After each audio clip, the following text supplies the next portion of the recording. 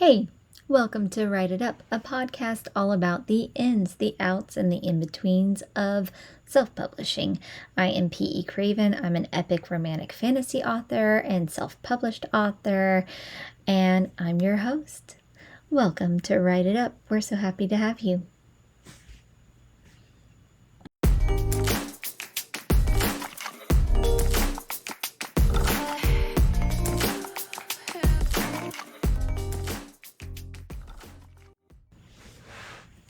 Okay, so welcome to the show. Today is an episode where we're continuing our mini-series, The Power of Knowing Your Theme. Today we are really going to focus in on themes as a marketing superpower. Oh my gosh. Themes as a marketing superpower. Last episode in the mini-series, we talked a lot. Well, really, it was an introductory episode to theme. We reviewed themes, thematic topics, how to come up with a theme statement. It was fairly academic, which is good. You know, it is really good to go back and focus on those kind of crunchy academic elements of writing. We should always take time to go back and review those things. So today we're going to break it down a little bit more into why theme is so important for marketing. But before we do that, I have a few things that I would love to update you guys with. So when this airs, I will have just completed Villains and Vixens book convention in Dallas, Texas. And I'm really hoping to get some bonus content there. I'm going to be a moderator on a panel talking about mental health representation in fantasy novels and in publication. So I'm really looking forward to that. Fingers crossed that I can scrounge up some really cool bonus content for the podcast. Overall, I like right now before the event happens, I just cannot wait. I've been looking forward to this for so long. So really gearing up for that. I have Book Harvest in October. So if you're going to be there, please come. Give me a hello. Stop by. Say hi. Chat me up. Clearly, I like to yap. So that is coming up. And then also, I can't wait, but Oak debuts on September 16th. So it will be, if I'm thinking of the calendar correct, it would be 6 days from when this podcast goes live. So if you haven't pre-ordered the book yet, you definitely should. I am so in love with this story. It is really, really unique. And that's one of the best parts of self-publishing is that if I were to try and get this book traditionally published, it would probably be somewhat challenging just because it is a very unique story. The storytelling is unique. The main character is unique. The world building is unique. To varying degrees. It is based on Celtic mythology, so that's not particularly unique. But the storytelling style, I think, is pretty unique. And this female main character, I just love Sadie, and I know you guys are going to love her too. So if you haven't pre-ordered Oak, you can go ahead. You can still do that as of today. And then if you're listening to it after September 16th, then you can go order the book. Yeah, so that's kind of like the big ones. I also have a secret project that right now I'm working on.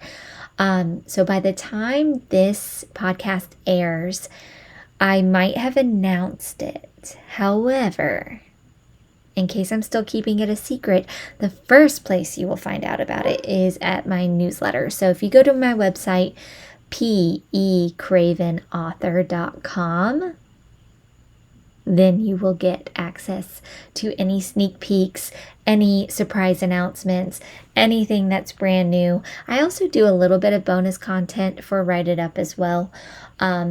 So if you aren't on my newsletter, then you really should be, because it's just a good time. And also it's a little bit random, just like I am, because I kind of just work it into my schedule where I can, which again is like part of the brilliant aspect of self-publishing. So yeah, that's like my big announcements. Those are my big updates. If you are a fan of Realm Leaper, my first series, I am currently working on book 3. My main goal is to publish that in the summer of 2026. So that's my goal, but like no hard deadlines yet.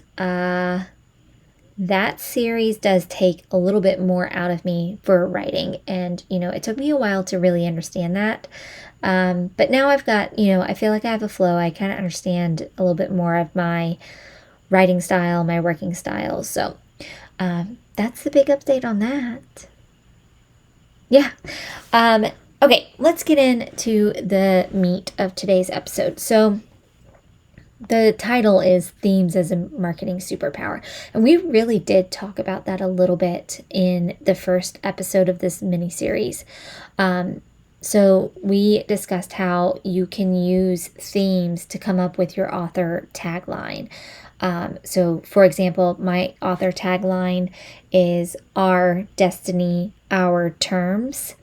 So meaning like, this is stories about making destiny your own, writing your own story, not being controlled by fate. Those are really big themes within pretty much every one of my stories. Everything I write usually is about that meeting of free will and fate or destiny and how they work together. Okay, so like we talked about author taglines. If you haven't started working on that, that's a great place to start when you're thinking about theme and marketing. We talked about, the difference between tropes and themes. We're going to get back into that a little bit today. We talked about how theme can help you write intentionally. It can help you craft meaningful stories, which overall is also going to help you with your branding. Today, we're going to talk about how you can use themes and tropes and make them work together, like different Lego blocks almost, in order to build your marketing and obtain your audience. Because every author has their own audience, right? Even in the, romantic fantasy or the romantasy sphere, that genre of writing, there are different subgenres, even within that subgenre, that different authors are going to fit in there differently. And a lot of that is going to be because of their themes. So when you are starting to craft, when you're starting to write your story, when you are really looking at what is the meaning of my story, that is going to circle you around and help you find your audience, right? It's almost like a lasso, right? You're tying up your lasso so that you can, snag the readers that are going to connect with your story the best. So when you are working through all of this, the ultimate goal is that you're going to end up with sharper, more effective marketing. It's going to help you with your blurbs when you're writing those, the blurb on the back of your book, your synopsis, your reels, or, if you're on TikTok, all of that is going to circle back to the work you've done on theme. So when you are thinking about theme and how it interacts with marketing, really, one of the ways you should be thinking about it is how theme is going to inform your marketing language. So, if you're really familiar with online marketing, SEO or search engine optimization is, that key, that, like, I don't know, lingo, I guess, the vocabulary that is used for, website, keywords, hashtags, all of that. Your marketing language is basically all of those things, right? These are the hooks that are going to attract your desired audience. So it is the people that you want reading your book the most. And while your gut instinct might say, oh, I just want everybody to read my book, in theory, that sounds great. In reality, it tends to not have such a great outcome if you are just trying to grab everybody. If you niche down a little bit, if you really focus on that marketing language, you're going to have a more loyal, you'll have more returning audience members, readers of your works. And that's really what you're going for. You want those return buyers because, again, we talked about this in season 1. You are a business. As an author, your books are part of your business. So you want customers that are going to come back over and over again. So when we are thinking about marketing and marketing language, it's pretty common knowledge in marketing that emotional hooks or triggering emotions in some way is a very effective way to market or to attract buyers, all right, to attract customers, is to hook them through some sort of emotional experience. When you are talking about what readers stick through and read, they are reading based off of an emotional experience. They're not buying books because of the plot. Plot is important, all right? Plot is like the vehicle that makes the story move, but the emotional experience is the driver. It's how you get your readers through the experience of your story. So while the plot is like kind of the mechanics that's around the reader, it's really the emotions that they're after. That's really what they're looking for when they're reading your stories. So really thinking about when you're looking at marketing language, you're thinking about those emotional, I'm going to say triggering, because that's really what it is, emotional responsive words, words or language that triggers some sort of emotional response. And themes, remember from the first time we talked about this, themes really pertain to the human experience, right? And emotions are like one of the most, critical. They're one of the most, I'm lost for words right now. Emotions are the vehicle for the human experience that, honestly, it's like the author of who we are as people. Okay, it's how we experience the world. We don't experience the world just through our actions. We experience the world through how we feel about the actions, which then gets reflected back when we talk about theme and marketing and language and how emotions are so important to all of those elements, right? So when we are talking about blurbs taglines, advertisements, anything related to your books in a marketing sense, you are looking for language that is going to connect to your readers, that are going to connect to your desired audience. So a really kind of an easy way to think about this is when you're building your marketing, when you're building your blurb, when you're building your taglines, if you go back, you've already done this, right? You should have already done this. And you look at the themes in your writing, okay? You look at just even the theme topics, right? You're going to see some similarities happening throughout the story, right? Because you can have several different themes in one book. That's very common. Or even in a series, you can have several different themes in a series, or a series, but then you'll have one overarching theme for the whole series that ties it up, okay? But if you look at those theme topics, if you look at the themes or the theme statements that you have generated, you can come up with one central idea that is going to help funnel the rest of your writing, okay? So if one of your theme topics is second chances, then quite honestly, I would be including those exact words, second chances.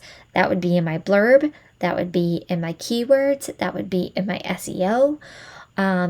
If your theme revolves around identity and conflict, those words would probably make it into my blurb, my tagline, probably my reels, my hashtags, my SEO. Those theme topics that you come up with, those are your keywords. At some point, you need to have those worked into your marketing, worked into your advertising. And it makes it a lot simpler if you've done the work ahead of time and you have those kind of categorized and almost just in your toolbox waiting for you to use. So this kind of brings us back to then how tropes and themes work together. So tropes are they're just a plot device, essentially. And we talked about it a little bit before in the last episode. But your tropes are familiar plot devices that help hook your readers. So if you were fishing, your tropes are your bait. Okay, they're going to get your readers into the story. You are attracting the readers that you want. You are attracting the audience that you want by using the tropes, right? They're familiar. Most readers are going to have some sort of idea of what kind of story they're getting into based off of the tropes alone. Okay, and your tropes are going to be based off of your themes. Your tropes are informed by your themes. So again, your readers are going to have some sort of idea what kind of themes they're going to be working with or experiencing when they're reading just based off of the tropes alone. But while the tropes are there to kind of hook your readers, get them attracted, get them into the story, because remember, tropes are something that readers are going to be comfortable with. It's something similar to what they've experienced before, which is going to help them acclimate to your storytelling. It's going to help them acclimate to the story that you're trying to tell. The theme is the deeper emotional connection. Okay, the theme is the thing that they are going to carry with them long after that they have finished the book. Not only that, though, your tropes are attracting your readers. And this is the part that when I really think about it, it makes me I don't know. It gives me this really empowered feeling, I guess. Maybe not empowered. It really, like, it makes me so much more appreciative of this process when I think about the fact that the themes are there to attract the readers that are going to stick with me to the end, right? Tropes attract your readers, themes earn loyalty. Your themes are what are going to keep your readers coming back over and over and over again. That message at the end of the book, that message of what it was all for, what this was all for, that creates reader loyalty. Which just, I don't know, that feels so special to me. And there's probably some people who are going to be listening and they're like, it's not that serious. To me it is. But just thinking about that and how the message at the end of your story is really what's going to stay with your readers long term. And then how can you take that messaging and work it into the tropes, work it into the blurb, work it into the reels? Because that, like, it's almost like subliminal messaging, where it's, working into the minds of the people that you want reading your stories. Yeah. So if you are somebody who writes series, so I have the Realm Leaper series. My next series that's coming out is the Tree Kings series. Oak is the first one. Every series should have one overarching theme that ties everything together. And when you are thinking of marketing, you want to think about that umbrella theme that really secures, the whole story in together. And one of the benefits of that is if you can market that well, if you can use that subliminal messaging, use those keywords, use those hashtags to start informing your readers what the theme is. Honestly, what you end up with are binge readers because they have this idea of where they're going to go, and it's going to have their mind and their bodies prepared to stay in the story and to stick with it until it's done. So if you are, especially if you have a backlog, if you have, a dense catalog of books, go back and look at how you can take the themes of your series, tie them together into one large theme, and then use that for marketing so that your readers start reading and then they don't want to stop. They just keep going throughout it all. So those are some pretty straightforward ways that you can take theme and trope and start using it for marketing. And if that feels really overwhelming, there's a really easy way. I've done this before and I feel like it was really effective. I don't know, I guess you can call this like a mind map kind of, for organizing your tropes and your themes and coming up with some of the language that would help you with your marketing. But one of the ways I've done it is I used columns. So I would have a column for tropes, I would have a column for themes, and then I would have a column for marketing language or emotional hooks, blurb language. It would be like the catch-all, like the keywords that I really think are going to be the most impactful in my marketing. So, for example, column A, I might have for the tropes, amnesia trope is in Realm Leaper, right? She forgot her memories. So amnesia trope, forced proximity, found family, new world, reclaimed power. Those are some of the main tropes that are in my very first book. And then themes are finding your own place in a new world. Okay. Or another theme is finding your own identity because you are forced into a new situation, right? So it's like that idea of not knowing who you are until you're put into a new place or put into a new situation. Like that experience is then going to help you find your identity. Okay.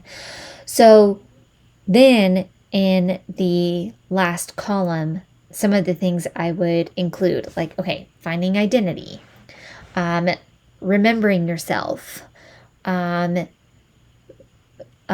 feeling empowered by knowing your identity, right? So empowered, identity, place, family, right? Those are words that I'm going to work into the marketing. Those are all words that you would find in my blurb. And actually, instead of family, I used friends. So friendship is like, the type of relationship that is one of the more important ones in that first book. So all of that is used in my blurb, but then all of that is also used on the SEO on my website. So if people are looking for stories with found family, or they're looking for stories with finding your identity, or if they are looking for a coming of age story, even though she's in her 20s, like listen, y'all know I've talked about this before, but we are always coming of age because we keep turning different ages, right? But if they're looking for a story like that, then they can search that and it's going to come up because I've used that in my marketing.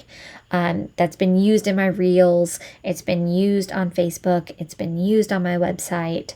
It's on my blurb.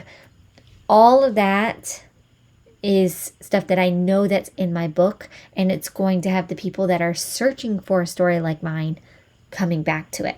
But I wouldn't know that if I didn't spend some time thinking about what my theme is, right? So if you are kind of stuck, if you're spinning, you're like not really sure what's going on, that mind map is a really great way to do it. And you don't have to do it in columns. You can, do it in different ways. I think another great way to do it is going chapter by chapter and looking for trope words, right? Or looking for theme words. You can even do a global search, right? Pull up your whole manuscript, do a control find. How many times is family said? If it's said, even like 8% of the book, that might be enough to include it. Okay. There's different ways that you can do it, but you want to make sure that it is specific to your story. You don't want to include language that is just trending. Just because it's trending that's not going to have the effect that you want it to have. So there's a lot of different ways you can do it. I also find that talking with somebody about my themes and messaging, like what is your story about, and just rambling a little bit, or even doing like a voice note recording, like, okay, this is what my story is about. That's a great way to kind of go back and pull out, like, you have the knowledge there. Sometimes you just need a way to work it out, right? Okay, so that's it for today. If you take all of this, I feel pretty confident that it's going to help you in the long run when you go to market. And the great thing about this too is you don't have to be completely done with your book to start marketing this way. There are a ton of really successful authors who start marketing their books when they're writing the first draft. Right? You're only 10 chapters in. Well, I know it's going to be about found family and identity, and I know it's going to be about overcoming perceptions of yourself, so I can use that already to make some reels. Go ahead and start marketing. Attract your audience early on, and then make sure you update it, right? The more you find out about your story, the more you can update it, the better audience you're going to get, the better advertising you're going to get. And it doesn't have to be that hard. Which I'm listening to myself say that, and I'm like, wow, I really do make it more difficult than I need to make it sometimes. Okay, anyways. So that's it for today. I really hope this helped you come up with some ideas for marketing. I really hope it helped you look at marketing in a way that's not quite so scary, and also in a way that's like exciting to talk about, because ultimately you want to be excited to talk about your book, right? Okay, that's it for today. Thanks for hanging out with me. I really enjoyed this, and I can't wait to see you for the next episode.